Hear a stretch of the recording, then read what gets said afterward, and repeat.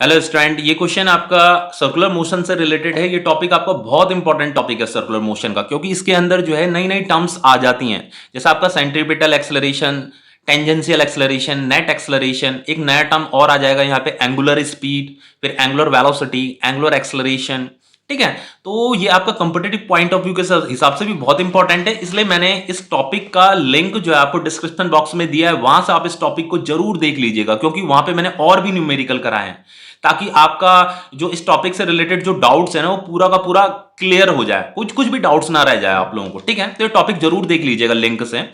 अब देखिए स्टार्ट करते हैं क्वेश्चन को। क्वेश्चन में क्या कह रहा है, an insect trapped in a circular group of radius 12 centimetre. एक सर्कुलर ग्रुप है, उस सर्कुलर ग्रुप में एक इंसेक्ट मतलब कोई कीड़ा है जो ट्रैप हो गया, फंस गया। तो ये आपका ये सर्कुलर ग्रुप है। ठीक है, अब इसके अंदर जो है एक कीड़ा जो है फंस गया, ट्रैप हो गया है, और उस सर्कुलर ग्रुप का जो रेडियस दे रखा है वो 12 सेंटीमीटर का रेडियस दे रखा है। ये रेडियस कितना दे रखा है, 12 सेंटीमीटर का। एंड देखो moves along the groove strictly. ये जो इंसेक्ट है इसमें जो वो क्या कर रहा है, चक्कर काटने में लगा हुआ है इस ग्रूव के। लेकिन कैसे काट रहा है, स्ट्रीटली। स्ट्रीटली मतलब वो कांस्टेंट स्पीड से इसके चक्कर काट रहा है, कांस्टेंट वेलोसिटी से इसके चक्कर काट रहा है। यानी कि ये जो टॉपिक है आपका यूनिफॉर्म सर्कुलर मोशन का टॉपिक है, क्योंकि वो जो चक्कर काट रहा है स्ट्रीटली चल रहा है वहां पे, मतलब कांस्टेंट स्पीड से चल रहा है, इसीलिए जो टॉपिक है आपका यूनिफॉर्म सर्कुलर मोशन का टॉपिक है। एंड देन उसने क्या किया है, and complete 7 revolution in 100 second. यानी कि उसने जो 7 चक्कर काटे हैं इसके 7 रिवोल्यूशन पूरे किए उसने 100 सेकंड में। सॉरी, उसने टोटल 100 सेकंड का टाइम लगाया है इसके 7 चक्कर काटने में। अब देखो क्वेश्चन में क्या पूछा, what is the angular speed and the linear speed of the motion. देखो ये एंगुलर स्पीड पूछा है। देखो एंगुलर स्पीड किसे बोलते हैं मैं आपको समझाता हूं पहले। मान लीजिए वो इंसेक्ट यहां पे था, अब वो थोड़ी देर के बाद वो यहां पे पहुंच गया। तो जब वो यहां पे पहुंचा होगा तो उसने कुछ ये थीटा एंगल कवर किया होगा। ठीक है, ये थीटा एंगल हमने कहा ये कवर कर दिया उसने। फिर वो यहां पे पहुंचा होगा तो अब उसने कुछ ये एंगल कवर कर दिया, थोड़ा ज्यादा एंगल कवर कर दिया। अब वो यहां पे पहुंच गया होगा तो अब उसने ये वाला एंगल कवर कर दिया होगा, यहां से लेकर के यहां तक एंगल कवर कर दिया होगा। तो देखो ये जो एंगल है, एंगल जो है चेंज होने में लगा हुआ है। जैसे जैसे वो इंसेक्ट इस सर्कुलर ग्रुप में मोशन कर रहा है तो ये एंगल भी क्या होने में लगा हुआ है, चेंज होने में लगा हुआ है। वैसे इसी एंगल की मुझे स्पीड बतानी है, इसी को एंगुलर स्पीड बोला जाता है। समझ में आया। अब देखो एंगुलर स्पीड का फॉर्मूला क्या होता है वो मैं आपको बता देता हूं। जो एंगुलर स्पीड होता है आपका, एंगुलर स्पीड का फॉर्मूला होता है angular displacement, angular displacement divided by time. अब यही फॉर्मूला आपका एंगुलर वेलोसिटी का भी होता है। एंगुलर वेलोसिटी का फॉर्मूला भी यही होता है, एंगुलर डिस्प्लेसमेंट अपॉन टाइम। अब देखो आपका एंगुलर स्पीड आसानी से निकल जाता है। देखो एंगुलर डिस्प्लेसमेंट किसे कहते हैं ये मैं आपको बताता हूं। जैसे ये जो इंसेक्ट था वो यहां पे था, फिर वो यहां पहुंचा। तो देखो जब वो यहां से यहां गया तो उसने ये थीटा एंगल कवर किया, ये वाला थीटा एंगल कवर किया, ये वाला एंगल। ठीक है, थीटा एंगल कवर किया। तो ये जो थीटा एंगल होता है ना, ये थीटा एंगल होता है, इसे एंगुलर डिस्प्लेसमेंट बोला जाता है कि उसने इतना डिस्प्लेसमेंट किया। ये जो एंगुलर डिस्प्लेसमेंट होता है ये एंगल में बताया जाता है, एंगल। ठीक है, तो ये थीटा एंगल को ही हम एंगुलर डिस्प्लेसमेंट बोलते हैं।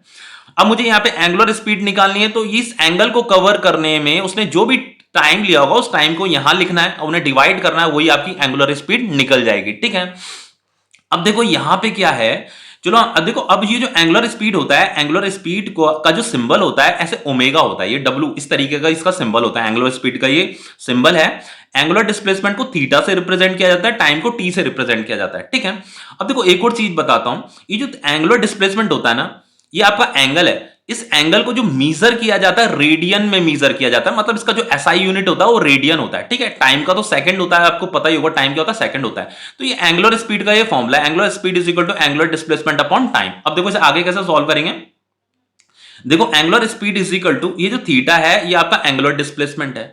अब देखो उसने कितना डिस्प्लेसमेंट किया, उसने 7 रिवोल्यूशन किया। कितना रिवोल्यूशन, 7 रिवोल्यूशन। देखो मान लो ये कीड़ा, ये इंसेक्ट यहां पे था।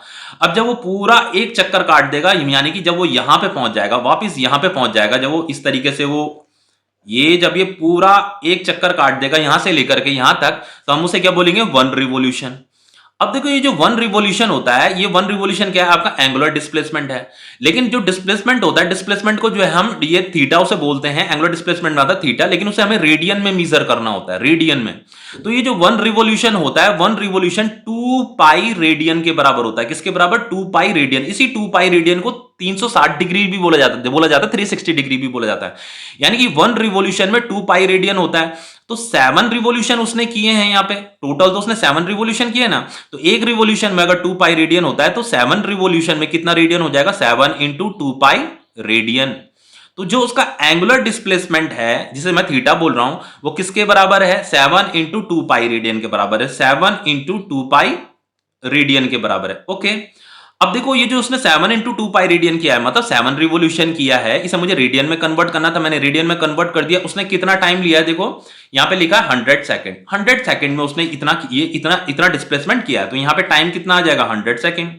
अब इसे आगे सॉल्व कर लीजिए, ये 7 इंटू 2 इंटू 22 अपॉन 7 इंटू 100, ये 7 से 7 कटा, ये आपका 50 हो जाएगा, ये आपका 2 1 जा 2 25, ये 11 अपॉन 25 हो गया। इसे मैं कैलकुलेटर से बताता हूं सॉल्व करके। अभी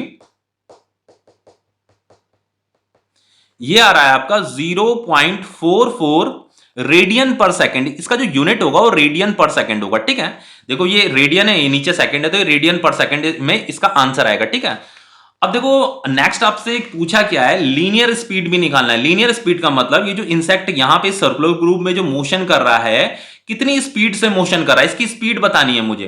देखो ये तो हमने एंगुलर स्पीड बताई, यहां पे अब मुझे इसकी लीनियर स्पीड बतानी है। तो लीनियर स्पीड का फॉर्मूला क्या होता है वो मैं आपको बता देता हूं। देखो लीनियर स्पीड का जो फॉर्मूला होता है, ये आपका v लीनियर स्पीड है is equal to radius of circular group into angular speed. Angular speed, वो जो इंसेक्ट है उसकी एंगुलर स्पीड। ठीक है, अगर आपके पास उस इंसेक्ट की एंगुलर स्पीड है, उस सर्कुलर ग्रुप का रेडियस है, तो आप उस इंसेक्ट की लीनियर स्पीड भी बता सकते हैं बहुत इजीली। यही इसका फॉर्मूला होता है। तो अगर आपको इसमें कंफ्यूजन हो रहा है तो ये जो मैंने आपको लिंक दिया है, इस लिंक में जो टॉपिक है ना, उस टॉपिक को जरूर देख लीजिएगा, फिर ये टॉपिक आपको बहुत ईजी लगेगा। अब देखो यहाँ पे v इज इक्वल टू आपका लीनियर स्पीड है, रेडियस कितना दे रखा है, देखो रेडियस यहाँ पे आपको 12 सेंटीमीटर दे रखा है रेडियस। ठीक है, तो आप यहाँ 12 सेंटीमीटर पुट कीजिए, 12 सेंटीमीटर इनटू एंगुलर स्पीड आपने ये 0.44 निकाला है। ठीक है, ये आपका रेडियन पर सेकंड में है। ठीक है, तो आपका जो लीनियर स्पीड होगा, मैं इसे कैलकुलेटर सॉल्व करके बताता हूं, ये आ रहा है आपका 5.28 सेंटीमीटर पर सेकंड। तो एनसीईआरटी ने इसे राउंड ऑफ में लिखा है, एनसीईआरटी ने इसे 5.3 सेंटीमीटर पर सेकंड लिखा है। ठीक है सर, राउंड ऑफ में ऐसे भी लिखा जा सकता है। देखो एक चीज बताता हूं, अगर आप इस रेडियस को मीटर में कन्वर्ट कर देते हैं ना, तो आपका आंसर मीटर पर सेकंड में आता, लेकिन मैंने इसे कन्वर्ट नहीं किया, सेंटीमीटर में ही रखा, इसीलिए आंसर सेंटीमीटर पर सेकंड आया। अब देखो नेक्स्ट यहाँ पे क्वेश्चन में क्या पूछा है, देखो यहाँ पे पूछा है is the acceleration vector a constant vector. देखो ये एक्सेलरेशन की बात कर रहा है, ये पूछ रहा है कि यहाँ पे जो सर्कुलर मोशन हो रहा है, यहाँ पे जो एक्सेलरेशन एक्ट कर रहा होगा क्या वो कांस्टेंट होगा।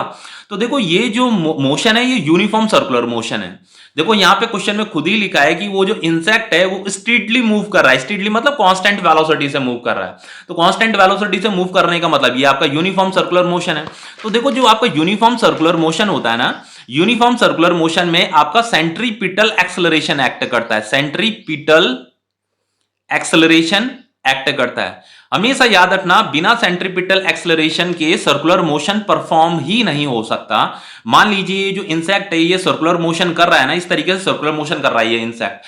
अब देखो चाहे इंसेक्ट सर्कुलर मोशन कर रहा है, चाहे कोई पार्टिकल सर्कुलर मोशन कर रहा है, चाहे कोई पत्थर सर्कुलर मोशन कर रहा है, या अर्थ सन का सर्कुलर मोशन कर रही है, कोई भी जो सर्कुलर मोशन हो रहा होता है वहां पे सेंट्रीपिटल एक्सेलरेशन एक्ट कर रहा होता है। जैसे ये इंसेक्ट ऐसे सर्कुलर मोशन कर रहा है, ये सर्कुलर मोशन कर रहा है, तो इस इंसेक्ट में टूवर्ड सेंटर, ये मान लीजिए इस सर्कुलर मोशन का, इस सर्कुलर पाथ का ये क्या है, सेंटर है।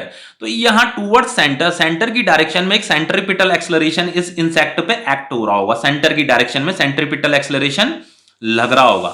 कोई भी जो सर्कुलर मोशन होगा, और स्पेशली अगर यूनिफॉर्म सर्कुलर मोशन होगा, ये यूनिफॉर्म सर्कुलर मोशन ही है, ये तो क्वेश्चन में गिवन है, तो यहां पे सेंट्रीपिटल एक्सेलरेशन एक्ट होता रहता है। अगर नॉन यूनिफॉर्म सर्कुलर मोशन होता तो टेंजेंशियल एक्सेलरेशन भी आ जाता है। ठीक है, अब देखो यहां पे तो सिर्फ सेंट्रीपिटल एक्सेलरेशन है। अब देखो इस सेंट्रीपिटल एक्सेलरेशन को देखिए, एक्सेलरेशन आपका एक वेक्टर क्वांटिटी होता है। यूनिफॉर्म सर्कुलर मोशन में सेंट्रीपिटल एक्सेलरेशन का जो मैग्नीट्यूड होता है ना, वो कभी भी चेंज नहीं होता, वो आपका कांस्टेंट रहता है।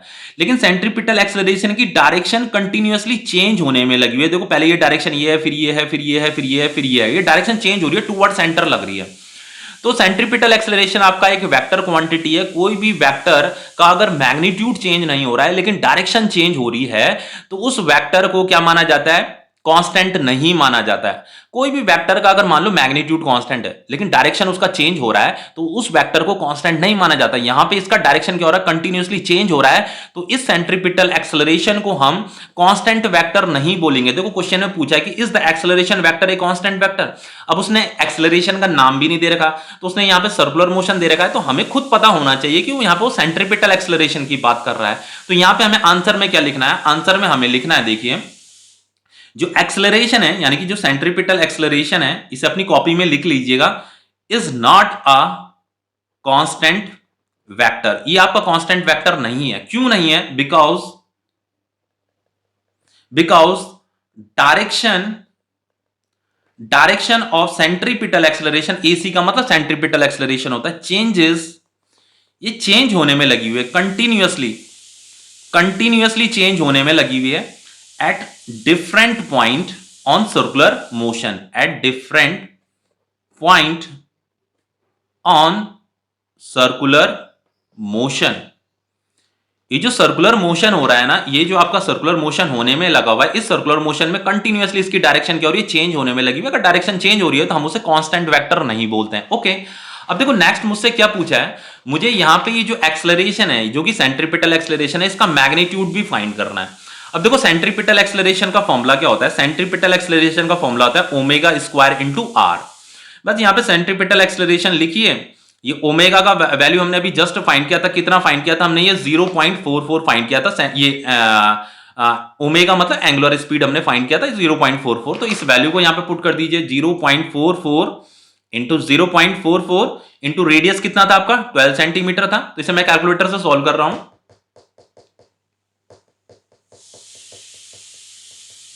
ये आ रहा है आपका सेंट्रीपिटल एक्सेलरेशन आ रहा है आपका 2.3 सेंटीमीटर पर सेकंड स्क्वायर। ओके, देखो यहां पे मैंने रेडियस को सेंटीमीटर में ही रखा है, इसलिए सेंटीमीटर पर सेकंड स्क्वायर आया। अगर आप इसे मीटर में कन्वर्ट कर दोगे तो आंसर आपका मीटर पर सेकंड स्क्वायर में आएगा। तो ये क्वेश्चन आपका कंप्लीट हो जाता है। ओके।